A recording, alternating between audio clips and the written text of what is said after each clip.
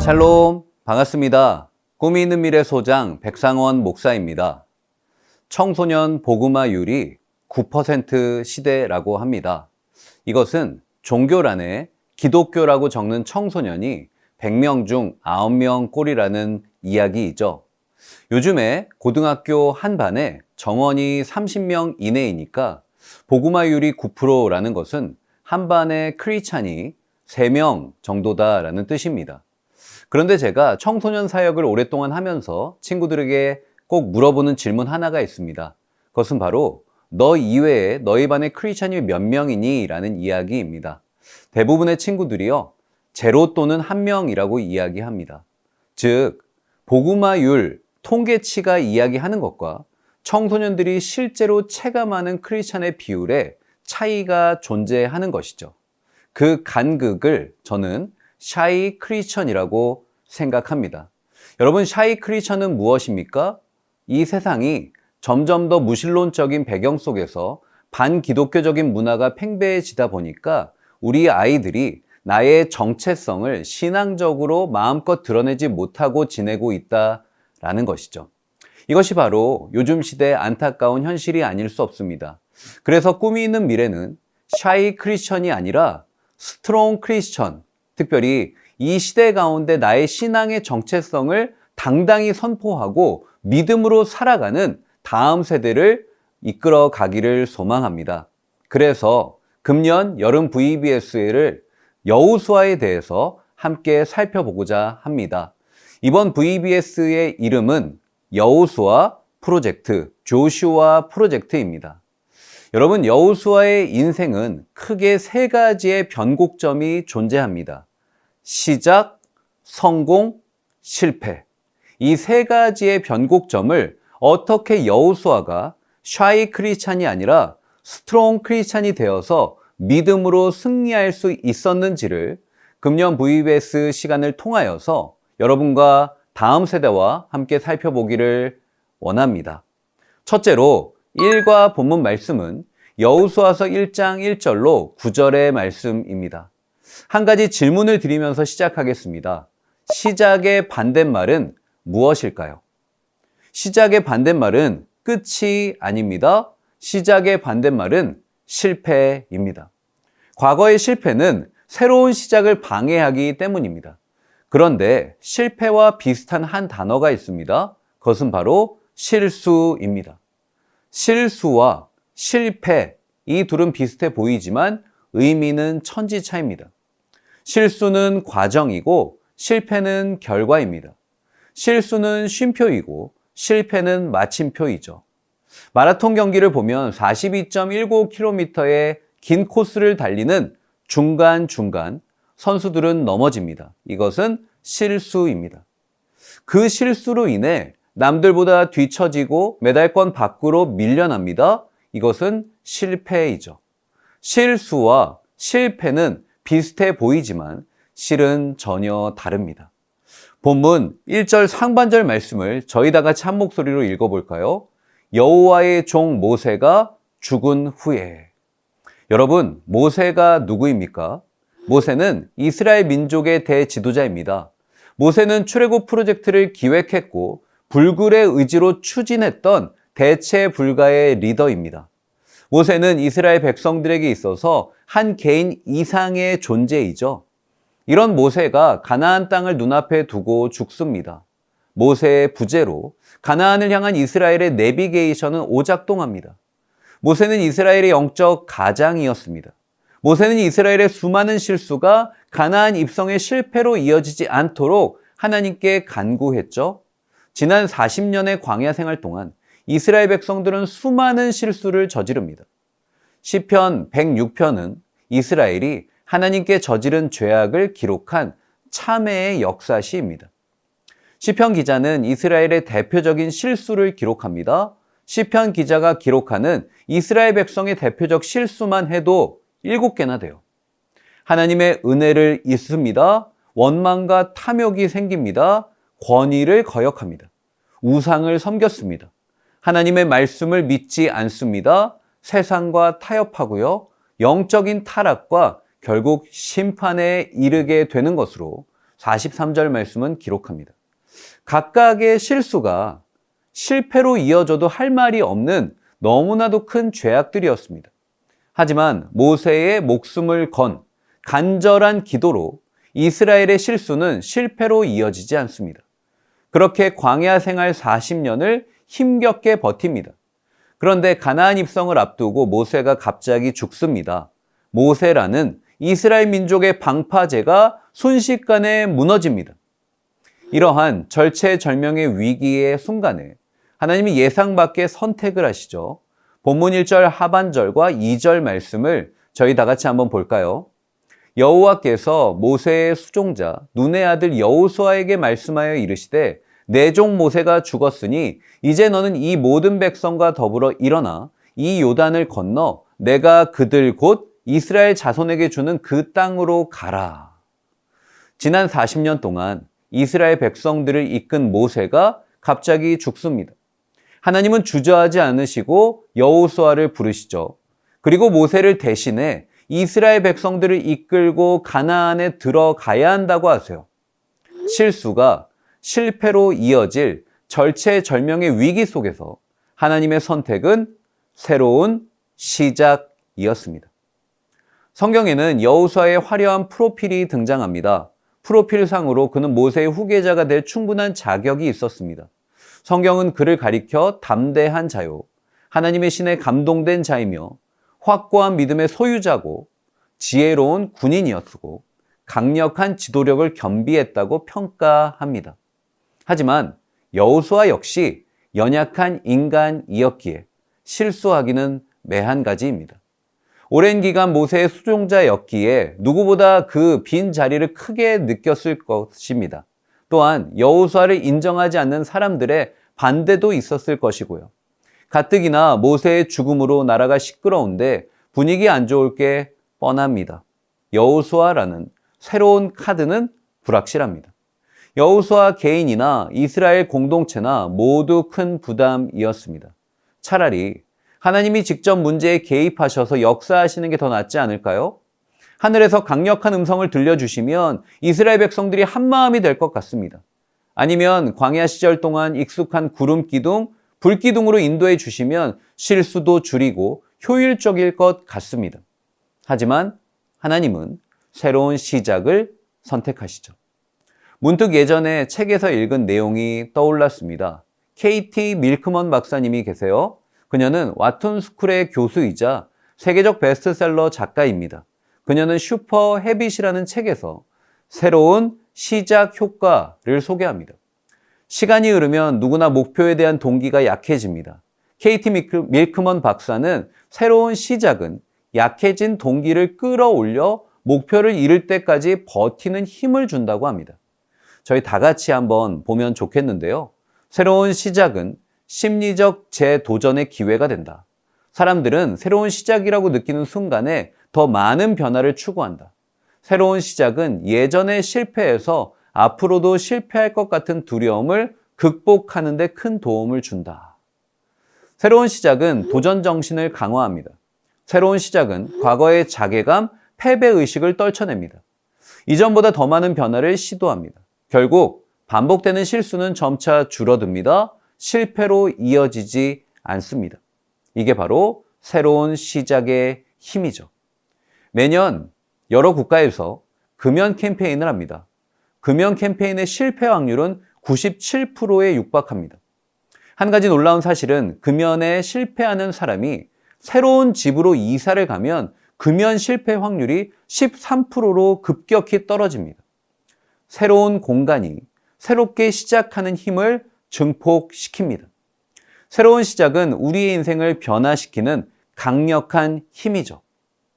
아담과 하와의 실수로 인류는 죽음이란 실패를 직면합니다. 하나님은 자신의 독생자 예수를 이 땅에 보내십니다. 하나님이 인간이 되어 인류의 죄를 대신 지고 십자가에 달려 죽는다. 이것은 그 누구도 생각지 못한 새로운 시작이었습니다. 로마서 5장 19절 말씀입니다. 한 사람이 순종하지 아니함으로 많은 사람이 죄인 된 것 같이 한 사람이 순종하심으로 많은 사람이 의인이 되리라. 아멘. 예수님의 십자가는 죽을 인생들을 살린 새로운 시작입니다. 아담의 실수와 실패의 연결고리를 끊어내는 새로운 살 길이었습니다. 그러므로 인간을 죽음에서 건져낸 예수의 십자가를 붙드는 인생에 실패는 없습니다. 우리는 예수님의 십자가로 이미 승리한 인생인 줄 믿습니다. 믿는 자도 실수할 수 있습니다. 넘어질 수 있습니다. 하지만 믿는 자의 인생은 실수는 있어도 실패는 없는 줄로 믿으시기 바랍니다. 하나님은 실수투성이의 우리 인생을 실패한 인생으로 여기지 않습니다. 하나님은 저와 여러분의 인생이 예수의 십자가로 다시 시작하길 원하세요. 저와 여러분이 실수를 반복하지 않고 새로운 시작을 선택하길 원하시는 것이죠. 사랑하는 여러분, 지난날의 과오를 계속 범하고 계십니까? 일상의 실수에 매몰되어 영적으로 패배하고 있습니까? 아니면 죄로 인해 죽을 수밖에 없는 인생의 새로운 시작이신 예수 그리스도를 붙드시겠습니까? 예수의 십자가를 붙들고 새롭게 시작할 때 과거의 실수를 끊어낼 수 있습니다. 나의 방식이 아닌 하나님의 방식으로, 나의 생각이 아닌 하나님의 생각으로 우리 인생은 새롭게 다시 시작될 줄로 믿습니다. 나의 힘으로 감당할 수 없는 하나님의 크고 위대하신 일을 경험하게 되는 것이죠. 하나님과 함께 새롭게 시작하는 복된 시간 되시기를 축복합니다. 그렇다면 새로운 시작을 도전하기 위해 우리는 구체적으로 어떻게 살아야 할까요? 본문 말씀은 우리에게 세 가지 영적 원리를 제시합니다. 첫째로 우리가 해야 할 새로운 시작은 눈을 감고 보는 것이죠. 3절 말씀을 한번 볼까요? 내가 모세에게 말한 바와 같이 너희 발바닥으로 밟는 곳은 모두 내가 너희에게 주었노니. 이 구절은요, 두 개의 대상이 대립합니다. 첫째로 하나님이 모세에게 하신 약속입니다. 말씀은 눈에 보이지 않습니다. 심지어 여호수아는 본인이 직접 듣지도 못합니다. 모세를 통해 들었을 뿐입니다. 또한 3절 중반 이하에 너희가 발바닥으로 밟는 곳이죠. 여호수아와 백성들이 밟는 땅은 눈에 보입니다. 손으로 만질 수 있습니다. 그들은 이 땅을 밟으며 이런 생각하지 않았을까요? 모세는 이제 죽었는데 하나님이 모세에게 하신 약속이 아직도 유효할까? 정말로 우리가 이 거대한 땅을 정복할 수 있을까? 이렇게 철옹성 같고 튼튼한 요새를 점령할 수 있을까? 연약한 인간은 눈에 보이는 환경에 영향을 받습니다. 그런데 아이러니하게도 하나님은 말씀을 통해 저와 여러분을 인도하십니다. 하나님의 말씀을 붙들고 살아야 할 나의 현실은요, 만만치 않습니다. 하나님의 말씀대로 살아간다는 것 참 어렵습니다. 왜 그럴까요? 하나님의 말씀은 눈에 보이지 않고 세상이 눈에 보이기 때문이죠. 인간이 얻는 외부 정보의 80%를 차지하는 시각 정보에 하나님이 아닌 세상이 담깁니다. 나머지 20%의 비시각적 채널이 하나님의 말씀과 기도로 채워집니다. 따라서 성도는 눈으로 입력되는 상황과 환경이 가슴으로 느끼는 하나님의 말씀보다 압도적으로 우세하죠. 그래서 인간은 눈에 보이지 않는 하나님의 말씀보다 눈에 보이는 세상이 더 크게 보일 수밖에 없습니다. 이러한 정보의 불균형이 우리의 믿음을 방해합니다. 따라 성도가 하나님께 집중하기 위해서 어떻게 해야 될까요? 눈을 감고 보는 것이죠. 유입되는 정보의 80%를 독점하는 문제와 상황을 의도적으로 차단합니다. 그리고 20%에 불과한 비시각적 채널을 100%로 끌어올려 하나님의 말씀으로 채웁니다. 그러할 때 나의 믿음이 두뇌를 지배하고 믿음의 프로세스가 가동됩니다. 눈에 보이지 않던 하나님이 보이기 시작합니다. 손에 잡히지 않던 하나님의 말씀이 내 손에 잡히기 시작하죠. 그 말씀이 내 인생 가운데 행하실 놀라운 역사가 내 마음의 캔버스에 그려지기 시작합니다. 믿음의 조상 아브라함을 보십시오. 75세의 아브라함에게 하나님은 아들을 약속하십니다. 하지만 아브라함은 자신의 물리적 나이와 신체 상태를 보고 하나님의 약속을 의심합니다. 그는 인생의 문제의 시선이 매몰됩니다. 그때에 하나님은 아브라함의 시선을 밤하늘로 옮기시죠. 문제에 고립된 아브라함의 시선은 강제 이동됩니다. 캄캄한 밤하늘에 작은 별 하나 바라보며 그의 육체의 눈은 닫힙니다. 믿음의 눈이 열립니다. 하나님의 말씀이 인생 가운데 펼쳐질 것을 소망합니다. 마침내 100세의 나이에 아브라함은 아들 이삭을 품에 안게 되죠. 사랑하는 여러분, 누가 하나님의 새로운 시작을 도전할 수 있습니까? 누가 하나님의 놀라운 역사의 주인공이 될까요? 눈을 감고 보는 인생입니다. 문제를 향해, 환경을 향해, 조건을 향해 눈을 감고 눈에 보이지 않는 하나님을, 희미한 하나님의 음성을 믿음의 눈을 열어 바라보는 자. 그 사람이 하나님의 역사의 주인공이 될 줄로 믿습니다. 둘째로 우리는 두려움을 극복해야 합니다. 본문 6절 말씀을 한번 볼까요? 강하고 담대하라. 너는 내가 그들의 조상에게 맹세하여 그들에게 주리라 한 땅을 이 백성에게 차지하게 하리라. 아멘. 하나님은 새로운 시작 앞에 있는 여호수아에게 강하고 담대하라고 하십니다. 7절 말씀에도 오직 강하고 극히 담대하여, 9절 말씀에도 내가 내게 명령한 것이 아니냐 강하고 담대하라 라고 하십니다. 하나님은 여호수아에게 무려 3번이나 강하고 담대하라고 하십니다. 왜 그랬을까요? 새로운 시작 앞에서 인간은 누구나 두렵습니다. 두려움은 일정한 방향성을 가집니다. 외부 환경에서 발생한 두려움은 나의 내면을 향합니다. 밖에서 안으로 들어오는 일정한 방향성이 있습니다. 두려움은 일정한 가속도가 존재합니다. 두려움의 가속도는 부정적 상상력입니다. 부정적인 상상력은 어느새 여호수아의 내면을 침투하겠죠. 내가 과연 모세처럼 잘할 수 있을까? 마지막으로 두려움 역시 바닥을 쳐야 끝이 납니다. 두려움의 끝은 죽음이라는 바닥이죠. 여호수아는 두려움의 자유낙하 운동을 경험하고 있었던 것입니다. 두려움에 사로잡힌 여호수아를 향해 하나님이 말씀하십니다. 강하고 담대하라. 내가 내게 명령한 것이 아니냐? 강하고 담대하라. 이 말씀 속에 두려움을 극복하는 영적 원리가 있습니다. 강하다라는 동사는 헬라어 원어상 무엇에 붙어 있다라는 뜻을 가집니다. 담대하게 하다라는 헬라어 원어는 마음을 단단하게 한다라는 것입니다. 강하고 담대하라는 표현은 하나님의 이 말씀은 하나님께 붙어 있어 마음을 단단하게 해라라는 의미가 되죠. 아빠의 품에 안긴 아들은 두렵지 않습니다. 아빠는 자신의 목숨을 걸고 아들을 지키죠. 로마서 8장 31절 말씀입니다.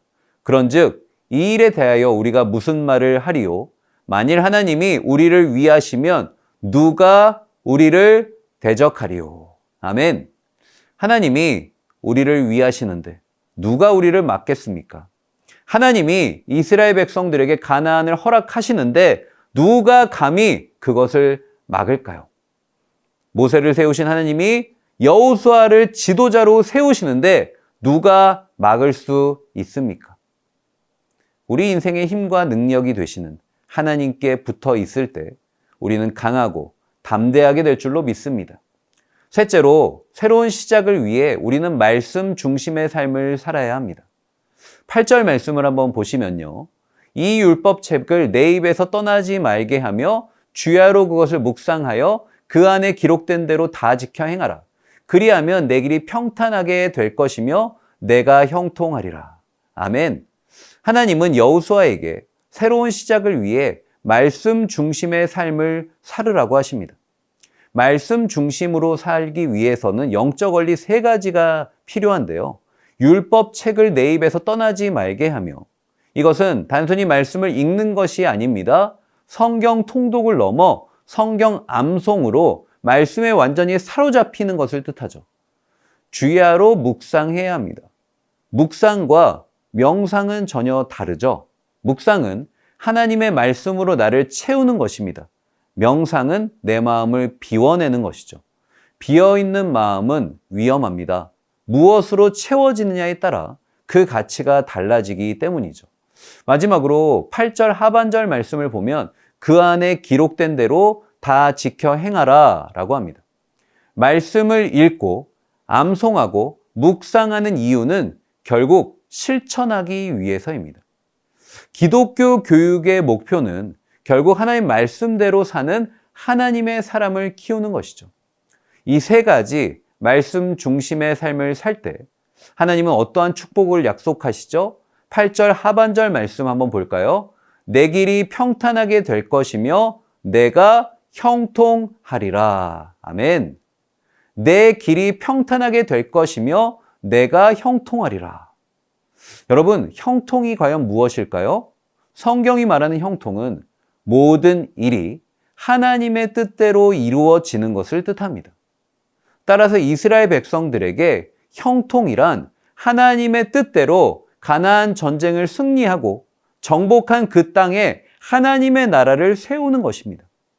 저는 우리의 다음 세대가 평생 말씀 중심으로 살아가기를 주님의 이름으로 축복합니다. 말씀을 그 입에서 떠나지 말게 하며 주야로 묵상하여 그 가운데 기록한 대로 다 지켜 행할 수 있기를 축복해요. 그러할 때 우리 인생 가운데 하나님의 나라를 세워가게 될 줄로 믿습니다. 둘째로 이과 말씀은 여호수아서 6장 1절로 21절의 말씀입니다. 우리가 잘 아는 여리고성의 스토리입니다. 성서 고고학의 대가 브라이언트 우드 박사는 그의 논문에서 여리고성은 외벽과 내벽 두 겹으로 구성되었다고 합니다. 외벽은 5m 정도의 기초 성벽 위에 두께가 2m, 높이가 7m의 진흙으로 빚은 벽돌벽으로 세워집니다. 그리고 내벽은 지상으로부터 높이가 14m 정도 되는 뚝 위에 세워져 있는 내성벽의 구조로 설계됩니다. 외벽과 내벽의 높이와 두께가 엄청납니다. 지금부터 여러분의 머릿속에 여리고성을 시뮬레이션으로 한번 스케치해 보세요. 데이터를 어림잡아 그려도 그 규모가 엄청나죠. 또한 이스라엘 백성들은 여리고성에 이르기까지 광야를 통과합니다. 푸석푸석한 흙이 전부인 광야에서, 변변찮은 건물 하나 없는 광야에서 이스라엘 백성은 40년을 기다립니다. 40분이 아니고요. 40일도 아니고요. 무려 40년입니다. 매일 반복되는 광야에서 그들의 시각은 철저히 광야에 적응하죠. 그런데 갑자기 여리고성이 눈앞에 나타납니다. 이스라엘 백성들이 느꼈을 여리고성의 스케일은요, 우리의 상상을 초월할 것입니다. 거대함 그 자체입니다. 거대함에 압도되어 이스라엘 백성들은 두려워 벌벌 떨기 시작합니다. 이때 하나님은 여리고성을 무너뜨릴 솔루션을 허락하세요. 2절과 3절 말씀입니다. 여호와께서 여호수아에게 이르시되 보라 내가 여리고와 그 왕과 용사들을 내 손에 넘겨 주었으니 너희 모든 군사는 그 성을 둘러 성 주위를 매일 한 번씩 돌되 엿새 동안을 그리하라. 아멘. 하나님은 여호수아에게 먼저 전쟁의 결과를 알려주십니다. 이스라엘이 거대한 여리고성을 무너뜨리고 그 왕과 용사들을 무찌를 것이라고 약속하십니다. 여러분, 이것은 그 누구도 예측하지 못한 놀라운 기적입니다. 그런데 이 놀라운 기적의 전제 조건이 있습니다. 3절 말씀에 보니까 모든 군사가 성을 도는 것이죠. 모든 군사가 줄을 서서 성을 도는 것은 전쟁터에서 자살 행위입니다. 적에게 자신의 위치를 노출하고 일정 간격과 동선으로 움직이는 것은 전쟁터에서 절대 해서 안 될 행동이죠. 15절 말씀을 보면 7번째 날에는 7번 도르라고 합니다. 성을 무너뜨리는 것과 성을 도는 것은 아무런 상관관계가 없습니다. 성을 무너뜨리려면 공격해야죠. 성에 올라가야죠. 활을 쏘고 칼과 창을 던져야죠. 그런데 성을 6일 동안 하루에 한 번씩 돌고 7일째 7번 돌아라? 이것은 미스테리입니다. 상식적으로 말이 안 됩니다. 여러분, 이쯤 되면 하나님을 의심할 만하지 않습니까? 이게 진짜 하나님의 뜻이 맞나? 하나님이 지금 상황 정확히 아시는 거 맞아? 하나님의 뜻을 위해 내가 이렇게 수고하고 헌신하는데 왜 하나님은 역사하시질 않지? 내가 내린 믿음의 선택이 틀린 건가? 자신이 내린 믿음의 선택이 미스테리처럼 느껴집니다. 하지만 여호수아는 하나님의 뜻에 끝까지 순종하죠. 심지어 10절 상반절 말씀을 보시면 너희 입에서 아무 말도 내지 말라. 그리하다가 내가 너희에게 명령하여 외치라 하는 날에 외칠지니라 라고 합니다. 그대로 순종합니다. 하루가 지나고 이틀이 지나고 7일째가 됩니다. 하나님 말씀에 순종하여 7바퀴를 돌았을 때 우리가 잘 아는 대로 난공불락의 여리고성이 무너지는 놀라운 역사가 일어나죠. 사랑하는 여러분, 믿음의 선택은 이성으로 보면 미스테리입니다. 하지만 믿음의 선택은 이해가 아닌 순종으로 풀립니다. 미스테리는 믿음으로 순종할 때 마이 스토리가 됩니다. 여러분이 내린 믿음의 선택이 말도 안 되는 미스테리와 같은 인생이 있으세요? 그래도 끝까지 믿음으로 순종하시길 바랍니다. 그러할 때 내 인생의 미스테리는 순종으로 마이 스토리가 될 줄로 믿습니다. 바라기는 매 순간 하나님의 뜻에 순종하여 인간의 머리로 이해할 수 없는 하나님의 놀라운 역사를 경험하는 우리의 다음 세대 되었으면 좋겠습니다. 마지막으로 3과 본문 말씀은 여호수아서 7장 1절로 21절의 말씀입니다. 성경 기자는 왜 이스라엘이 아이성 정복에 실패할 수밖에 없었는지 이유를 밝힙니다. 3절 말씀입니다. 여호수아에게로 돌아와 그에게 이르되 백성을 다 올라가게 하지 말고 2-3천 명만 올라가서 아이를 치게 하소서. 그들은 소수이니 모든 백성을 그리로 보내어 수고롭게 하지 마소서 하므로. 정탐꾼들은 여호수아에게 아이성은 소수라고 보고합니다. 이에 대해 여호수아 8장 25절 말씀은 아이성의 거민은 남녀 다 합쳐서 12,000명이었다고 기록합니다. 따라서 여자와 어린아이와 노인을 제외하면 참전 가능한 군인은 지극히 적은 수에 불과했습니다. 이에 정탐꾼들은 2-3천 정도면 충분할 것이라고 확신합니다. 하지만 아이성 전투는 숫자의 싸움이 아니었습니다. 이 전쟁은 많은 수가 이기는 숫자의 싸움이 아닙니다. 하나님께 있어서 전쟁은 숫자의 싸움이 아니라 믿음의 싸움이었습니다. 이 전쟁의 주도권은 인간의 많고 적음이 아니라 오직 하나님께 달려 있었습니다. 우린 여기서 한 가지 중요한 인사이트를 발견합니다. 그것은 바로 믿는 자의 싸움은 숫자가 아닌 믿음의 싸움이다라는 것이죠. 여리고성과 마찬가지로 가나안의 모든 정복 전쟁은 영적 전쟁이었습니다. 사랑하는 여러분, 여러분은 지금 어떠한 싸움을 하고 계십니까? 숫자의 싸움입니까? 아니면 믿음의 싸움인가요? 내 나이가 많아서, 가진 돈이 적어서, 우리 자녀 점수가 안 좋아서, 학점이 낮아서 나는 할 수 없어 라고 고백하고 계세요? 아니면 나는 할 수 없어도 하나님은 하실 수 있어 라고 고백하십니까? 에베소서 6장 12절 말씀은 이렇게 고백합니다. 우리의 씨름은 혈과 육을 상대하는 것이 아니요 통치자들과 권세들과 이 어둠의 세상 주관자들과 하늘에 있는 악의 영들을 상대함이라. 아멘. 성경은 분명히 이야기합니다. 우리 믿는 자들의 싸움은 이 세상의 공중권세 잡은 자들, 하늘에 있는 악한 영들을 상대하는 영적인 싸움, 믿음의 싸움이다. 우리 믿는 자들의 싸움은 숫자의 싸움이 아니라 믿음의 싸움인 줄로 믿습니다. 저는 이 영상을 시청하시는 우리 모두가 숫자의 싸움이 아닌 믿음의 싸움을 꼭 승리할 수 있기를 주님의 이름으로 간절히 축복합니다. 이제 말씀을 정리합니다. 얼마 전 세계적인 기업 엔비디아의 CEO인 젠슨 황이 우리의 다음 세대에게 가장 필요한 역량이 무엇이냐라는 질문에 회복 탄성력이라고 이야기하였습니다. 맞습니다. 회복 탄성력은 굉장히 중요합니다.